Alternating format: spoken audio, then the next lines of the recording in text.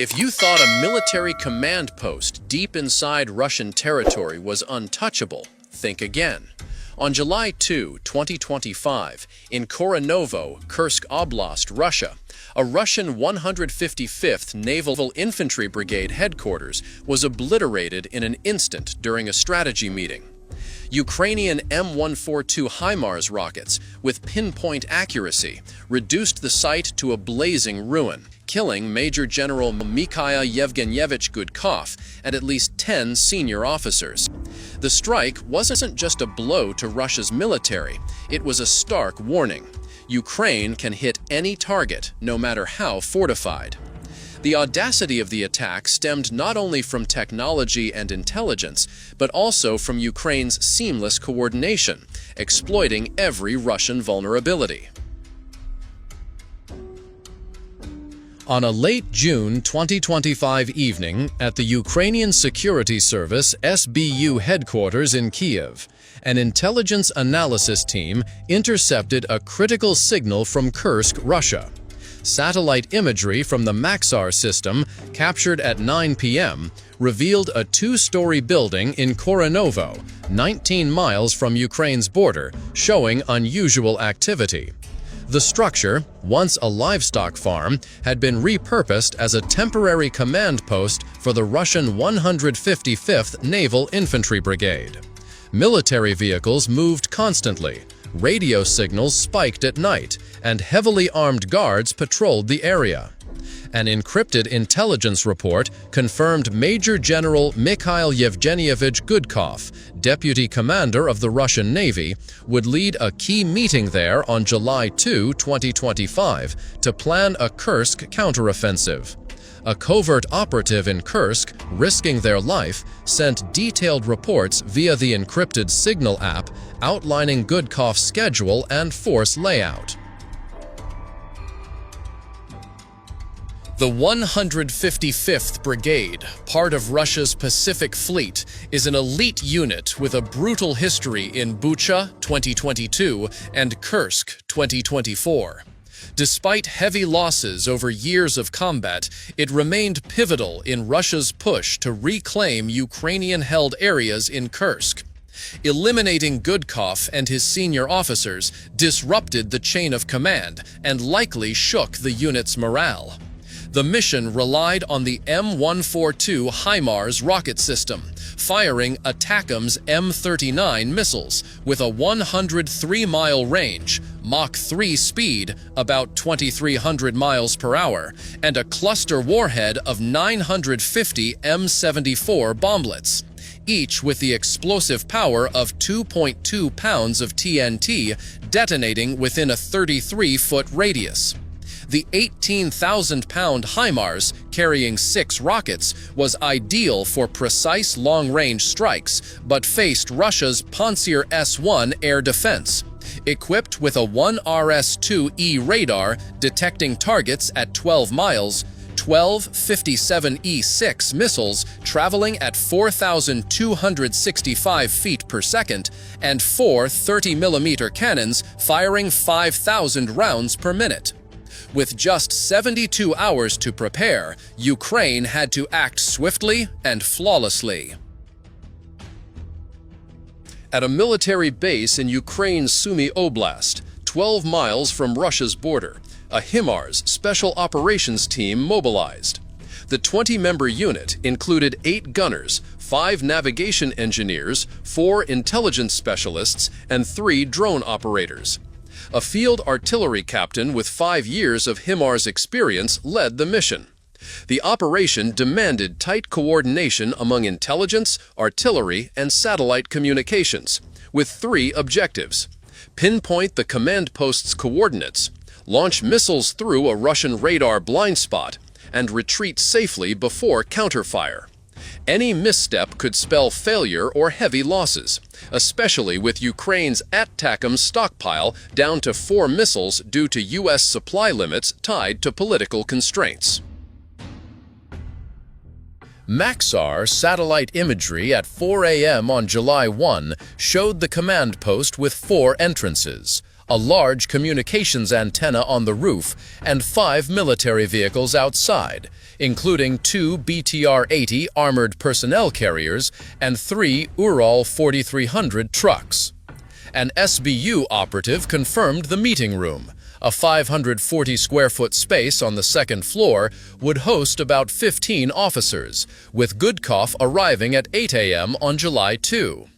Unable to independently verify this, the SBU cross-checked satellite data and radio signals for reliability. For added precision, a Leleka 100 reconnaissance drone launched from Sumy, flying at 3,280 feet, captured detailed imagery and spotted 2 guards armed with AK-12 rifles, signaling heightened security.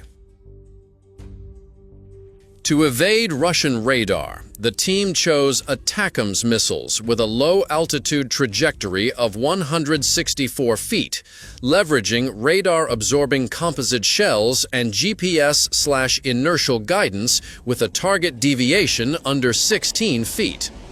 The HIMARS would fire from a dense forest in Sumy, 62 miles from Korenovo, where terrain shielded the launcher. After firing, the team had 3 minutes to withdraw before Russian 2S-19 Mista-S howitzers, with an 18-mile range and 8 rounds per minute, could retaliate. The commander opted for 2 ATACMS missiles, one targeting the second-floor meeting room, the other hitting the vehicle area to maximize damage. This aimed not only to kill personnel, but also to destroy transport and communications, crippling the 155th Brigade's immediate response. On the afternoon of July 1, the team conducted a rehearsal at a vacant lot in Sumy. A mock command post, built from wood and steel, mimicked the Korenovo building. Gunners practiced entering target coordinates and launching simulated missiles, achieving an 85-second command-to-fire time. The drill ran 5 times, tweaking launch angles and trajectories for optimal accuracy. During this, an engineer detected a minor GPS glitch, swiftly corrected to ensure the missile's deviation stayed under 10 feet, a critical factor for a small target like the meeting room. At 4 a.m. on July 1, a Leleka 100 drone continued reconnaissance, confirming Kursk's weather: scattered clouds, 7.5 miles winds, and 52 degrees Fahrenheit, ideal for ATACMS, though light rain could hinder post-strike imagery. A NATO RQ-4 Global Hawk, flying at 55,774 feet over the Black Sea, provided data on 2 Russian Doppler radars near Korenovo. Operating at 3 GHz, these radars struggled with targets below 328 feet, creating a blind spot along the Sumy-Kursk border. Global Hawk data also revealed a Krasuka-4 electronic jammer 9 miles from Korenovo, forcing the team to use Starlink satellite links with AES-256 encryption for stable communication. In Kyiv, the SBU's control room, housed in a fortified bunker 33 feet underground, served as the nerve center. Large screens displayed real-time maps, Starlink data, and Maxar imagery. A major with 12 years of intelligence experience oversaw target coordinate transmission via Starlink. At 2 p.m. on July 1, Russia's Krasuka-4 disrupted Starlink for 90 minutes, heightening pressure as the strike deadline loomed. SBU engineers switched to a backup radio channel with RSA-2048 encryption, delaying launcher checks by 2 hours. Quick coordination restored the link by 6 p.m., keeping the plan on track. At 8 p.m., 2 HIMARS launchers moved to the Sumy forest under cover of darkness. Each carried 2 ATACMS missiles, thoroughly checked. GPS guidance with 3-foot accuracy, M74 cluster warheads, inertial sensors, and radar-resistant composite shells. Gunners set up thermal camouflage nets to evade Russian Orlan-10 drones with infrared cameras. A scout team, using AN/PVS-31 night vision, confirmed no enemy presence, but high humidity and muddy terrain slowed launcher setup. Engineers deployed composite mats under the HIMARS wheels, ensuring stability on the rough ground. At 11 p.m., the SBU received a final report from the Kursk operative. The meeting was on schedule, with Gudkov and at least 12 senior officers present. Maxar imagery at 10:30 p.m. showed 6 vehicles, including 3 15-ton BTR-80s, max speed 50 miles per hour, and 3 Ural 4320 trucks parked near the building. An SBU intercepted audio clip from an unencrypted Russian officer's call pinpointed the meeting room, bolstering the team's resolve but raising the stakes for absolute precision. In the Sumy forest, the team assembled at 4 a.m. on July 2 amid light rain and 50-degree Fahrenheit temperatures. Gunners conducted final launcher checks, ensuring stability on the muddy ground. A Lileka 100 drone, launched at 5 a.m., confirmed normal Russian radar activity with no alerts. At 6 a.m., a BTR-80 appeared near Korenovo, sparking concerns about a schedule change. A 6:30 a.m. report from the operative confirmed Gudkov's arrival and the meeting's timing, dispelling doubts about the mission's feasibility. Kiev's control room operated non-stop. Intelligence analysts verified target coordinates, ensuring deviation under 10 feet. Starlink data remained stable, with backup radio channels ready for electronic interference. A 7 a.m. report confirmed Gudkov and 12 senior officers at Korenovo. Maxar imagery at 6:45 a.m. showed 7 vehicles and 8 guards with AK-12 rifles and RGD-5 grenades. The heavy security prompted the SBU to adjust the missile's arcing trajectory, using low hills near Korenovo to mask thermal signatures. At 7:45 a.m., after final checks, the team received the encrypted fire order. 2 ATACMS missiles launched from the Sumy forest, hitting Mach 3 in 5 seconds. Flying at 164 feet, their low trajectory minimized radar detection. Composite shells and GPS/inertial guidance ensured stealth and accuracy. In Kiev's control room, Starlink screens showed real-time data. 2,300 miles per hour, 164-foot altitude, 9-foot deviation. No Russian radar detected the missiles. Tension gripped the room as engineers monitored every second, ready to switch to backup channels if Starlink faltered. The 62-mile journey crossed the Sumy-Kursk border, navigating low hills, wheat fields, and small rivers. The ATACMS adjusted trajectories to leverage dense forests and the same river, reducing thermal and radar signatures.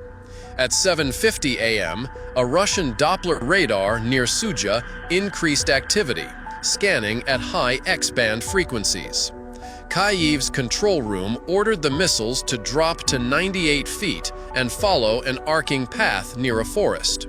The radar lost track after 25 seconds, allowing the missiles to proceed undetected. This risky move, navigating complex terrain, proved effective, as the Panzer S-1 near Korenovo remained inactive, exposing a gap in Russia's air defense. The missiles skimmed over small Kursk villages at 164 feet to avoid ground observation posts. At 7:55 a.m., 12 miles from Korenovo, they entered attack mode. Guidance systems locked on. The first missile targeted the second-floor meeting room at coordinates 51.412 north, 34.923 E. The second aimed 98 feet away at the vehicle area.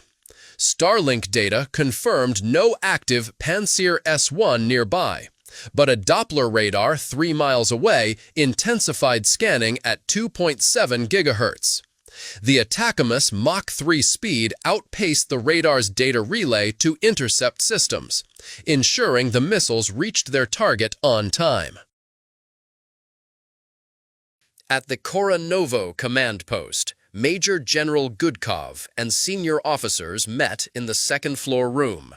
Strategic maps marked Kursk counteroffensive plans lay across a table. Laptops and encrypted communication devices linked to the Pacific Fleet lined the room. Outside, 3 BTR-80s, 2 Ural 4320 trucks, and 6 guards with AK-12 rifles and R-187P1 radios maintained security. At 7:57 a.m., a nearby Doppler radar detected 2 faint signals 3 miles out. Alarms sounded, but the Pantsir S-1, 2 miles away, couldn't launch its 57E-6 missiles in time, as the ATACMS' 2,300 mile-per-hour speed exceeded the system's 6-second reaction window. Russia's underestimation of Ukraine's long-range strike capability exposed a fatal defensive flaw. At 7:58:03 a.m., the first missile struck the command post. Its M39 warhead released 950 M74 bomblets, each exploding within a 33-foot radius, shredding 12-inch concrete walls and collapsing the second-floor roof. Gudkov and 10 officers died instantly in the blast wave. Communication devices, laptops, and strategic maps were obliterated, with debris scattered 98 feet. 2 seconds later, at 7:58:05 a.m., the second missile hit the vehicle area. 3 BTR-80s and 2 Ural 4320s were destroyed, with a secondary explosion from a truck's fuel tank creating a thick black smoke cloud spreading 656 feet. 6 guards were injured, 2 killed by shrapnel. The twin blasts, lasting under 3 seconds, turned the command post into a smoldering wasteland, with flames rising from rubble and the acrid smell of burning metal pervading the area. Chaos engulfed the scene. Russian soldiers scrambled, using R-187P1 radios to call for reinforcements from a base 6 miles away. Local firefighters arrived at 8:10 a.m., but flames from the vehicles spread, torching 5,382 square feet. Black smoke blanketed Korenovo, reeking of burning fuel and plastic. Civilians 0.6 miles away witnessed the blasts, posting on Telegram about thunderous explosions and smoke columns hundreds of feet high. Viral videos showed panicked Russian soldiers futilely using handheld extinguishers against the massive fire, amplifying the sense of disarray. In Sumy, the HIMARS team dismantled launchers and retreated 6 miles south by 7:50 a.m., evading Russian Orlan-10 drones. At 8:05 a.m., a Russian 2S-19 Mista-S howitzer fired 6 152mm shells, landing 1.2 miles from the forest, causing no damage. In Kiev, 8:15 a.m., Maxar imagery showed the command post in ruins and the vehicle area charred. A Bayraktar TB2 drone, launched from Sumy at 8:20 a.m., captured detailed images with its Westcam CMX-15D camera, but was shot down by a Pantsir S-1 57E-6 missile at 8:30 a.m. A second Leleka 100 drone, flying at 3,937 feet at 8:40 a.m., confirmed 80% of the building destroyed and no operational vehicles. Shot down at 8:50 a.m., it still relayed data via Starlink, providing undeniable proof of the strike's success despite the costly loss of drones. The SBU estimated 12 officers, including Gudkov, killed, 15 soldiers injured, and $8 million in material losses, including the building, vehicles, and communications gear. The 155th Brigade lost 25% of its command capacity, delaying Kursk counteroffensive plans by at least 2 weeks. Satellite and drone imagery showed the second-floor meeting room obliterated, with debris of laptops, maps, and encryption devices scattered. The loss extended beyond personnel to strategy, as critical counteroffensive documents were incinerated, forcing Russia to restart planning. Kursk authorities declared a state of emergency at 9:30 a.m. Firefighters, with military support, extinguished the blaze by 11 a.m., but smoke lingered. About 300 nearby residents were evacuated due to toxic fumes from burning plastic and metal. Debris damaged 3 civilian homes 656 feet away. Locals posted on Telegram about panic and Russian troops sealing off the area, banning filming.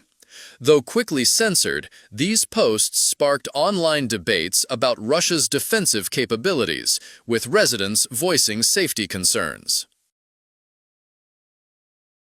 Russia retaliated at 10 a.m., launching 30 Shahed 136 drones, 1,553-mile range, 124-mile speed, and 15 Caliber missiles, 1,616-mile range, Mach 0.9 at Sumy.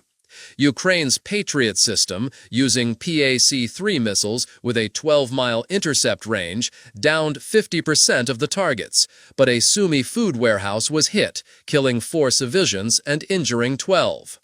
Russia's defense ministry confirmed Gudkov's death at 12 p.m., claiming only 5 officers died, contradicting Telegram sources like Astra estimating 10-12. The retaliation, while damaging, didn't weaken Ukraine's resolve, instead reinforcing their image as a force capable of precise strategic strikes. The strike exposed critical Russian air defense flaws. Doppler radars, scanning at 3 GHz, failed to detect ATACMS at 98 to 164 feet, and Panzer S-1 reacted too slowly to Mach 3 missiles. Russia deployed 2 additional Panzer S-1 systems and 1 Doppler radar to Kursk by 8 a.m. on July 3, but they struggle against high-speed, low-altitude missiles. An SBU report on July 4 revealed the command post's coordinates were compromised by a Russian officer's unencrypted phone, intercepted by Ukraine's SIGINT system.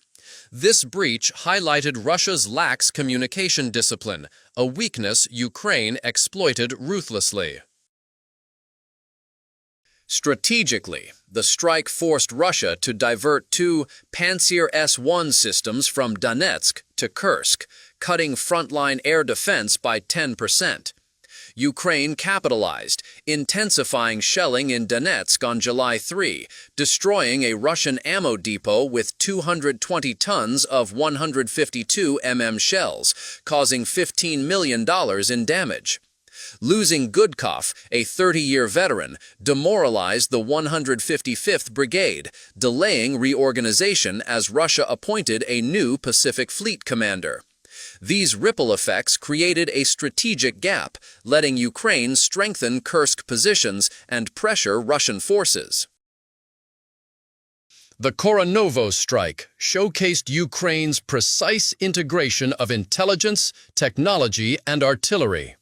In 72 hours, from initial signal to earth-shaking explosion, the HIMARS team dealt Russia a heavy blow, proving no target is safe, no matter how fortified. Yet, challenges emerged: limited ATACMS stocks, electronic jamming risks, and counterfire threats. The strike sent a powerful message: Ukraine can not only defend, but also strike proactively, shifting the battlefield in their favor. Beyond disrupting the 155th Brigade, the strike forced Russia to reassess its defensive strategy, from command post placement to communication security. In a protracted war, such strikes carry military and psychological weight, eroding enemy confidence and boosting Ukrainian morale. Time to sign off. We hope this account of Ukraine's bold strike offered compelling insights into the conflict. If you found it gripping, hit the like button, subscribe, and share your thoughts in the comments. Thanks for joining us, and see you next time.